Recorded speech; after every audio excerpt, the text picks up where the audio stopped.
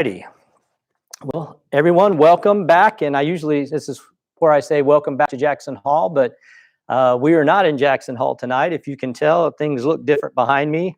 This is our annual children's Christmas party, and so they have taken over Jackson Hall, and so we have been moved to the sanctuary tonight. Glad everyone has joined us here, and those watching online. We are on page 116, and we are beginning a new unit, a perfectly timed unit, and that is the Gospel of Luke. So we're beginning the Gospel of Luke, and actually it began last week, but I did a two-parter to finish up the book of Ephesians, and so we kind of missed last week's lesson, and we're actually going to combine them in kind of a Christmas lesson, if you will. But of course, if you're starting in the Gospel of Luke, what is Luke known for at the beginning? He's known for the nativity scene and the most detailed account of the birth of Christ. And so if we're starting a new unit in the middle of December, that's a pretty good place to be. Just worked out pretty good in that regard. So a few things to say before we begin. Since it is a new unit, I usually spend some time in the first lesson, quite a bit of time, maybe like half the lesson, giving a background. So, but because of time elements and we missed last week's, I don't want to spend a whole lot of time for doing the background in the book of Luke. So just kind of a thumbnail sketch here. And I think the beauty of God's ability to make good come from bad, how many knows God can take the bad and make good come from it? The Bible says all things work together for good of them that love the Lord. The beauty that God can make good come from bad is beautifully expressed and an example in the Gospel of Luke. It is exhibited. And so this gospel exists, the Gospel of Luke, because, and let's go back a little bit. Paul was taking a collection in the New Testament, we're told, that Paul was taking a collection for the saints of Jerusalem among the churches of Asia. And so he has his collection. He has a desire to return to Jerusalem to meet with the apostles, to take some of his newly found colleagues that he has gathered on the way, to take them to the temple, take them to Jerusalem. And so Paul goes to Jerusalem and fix this whole time frame. But when they arrive in, because this is one of the book of Acts, Christians from Asia, Paul, and began to make a scene in the temple, shouting and yelling, "Hey, this is the guy that's going around and trying to pervert the law and turn people away from God," and begin to bear false witness against him. And then they had seen some of the Gentiles with him, recognized who he was. They assumed that he was trying to actually bring them into the temple compound, which was forbidden. Paul was not trying to bring Luke and the others into the temple compound, but that's what he was accused of. So Paul is immediately surrounded. He's beaten. The Roman guards see the big, chaos going on, and they come in and rescue him, and they imprison him, and they're about to beat him. The book of Acts tells us they're about to beat him too. And then Paul says, "Is it lawful for you to arrest and to lay a hand upon a Roman citizen?" And we didn't realize that you were a Roman citizen.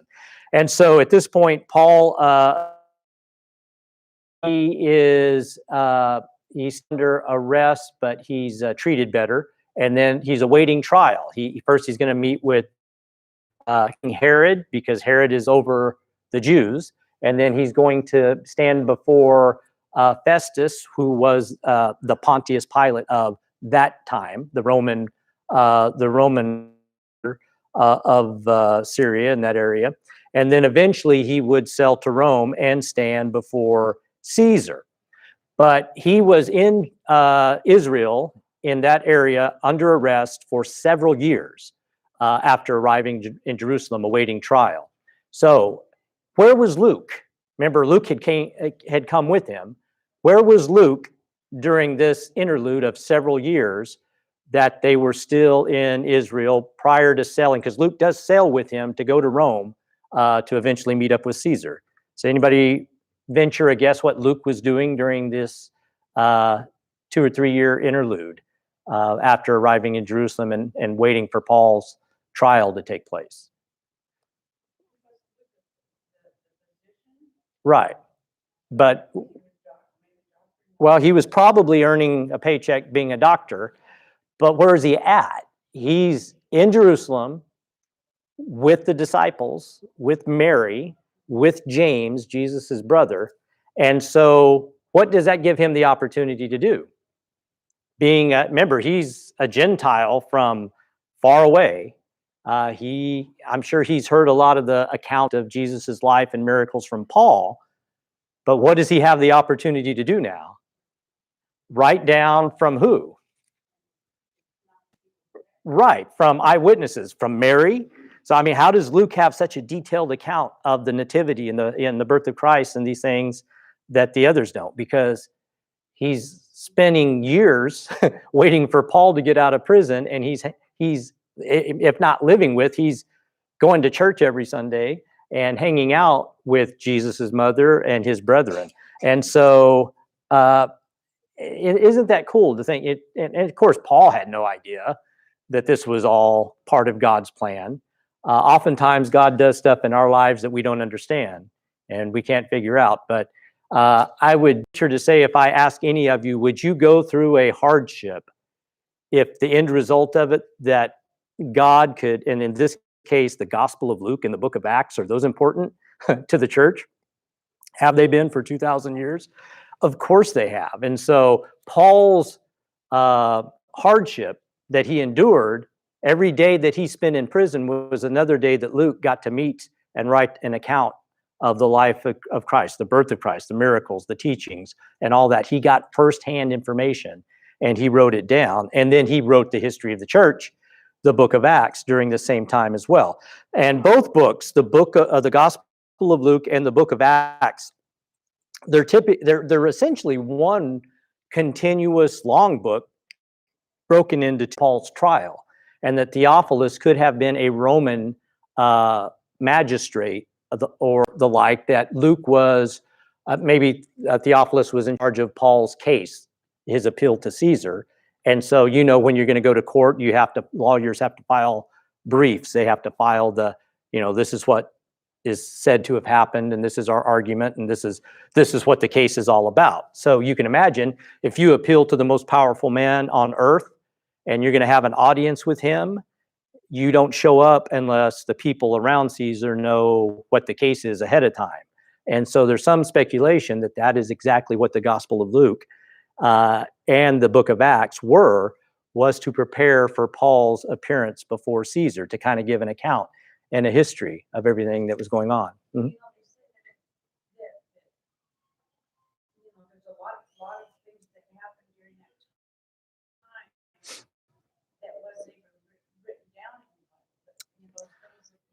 Sure. Mm-hmm.